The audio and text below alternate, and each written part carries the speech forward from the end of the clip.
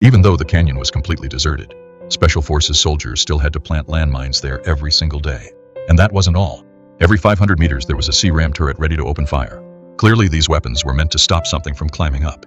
The only thing Xiao Shuai could be sure of was that this eerie canyon had existed since World War II. Then one day, he looked through his binoculars and spotted a stunning woman on the other side of the canyon. She seemed to sense someone watching her. When she turned around, Xiao Shuai had already ducked out of sight. That night her breathtaking beauty drew him in again, and he couldn't help but glance across the canyon once more. This time she didn't react at all. To his surprise, the next day, she took the initiative. She wrote something down in a notebook and held it up for him to read.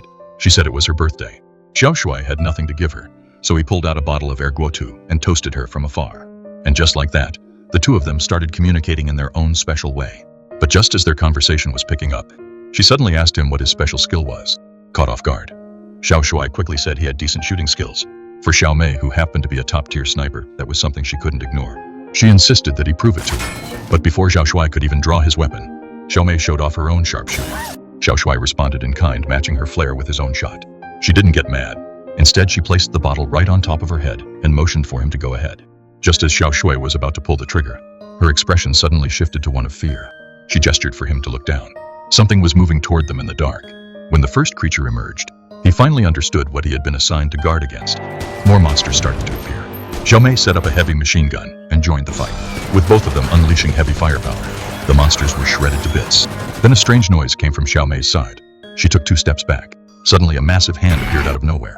Xiao Mei fired directly at the creature. The falling monster triggered a suspended mine. A deafening explosion followed, but one of the fragments accidentally hit Xiao Mei in the chest.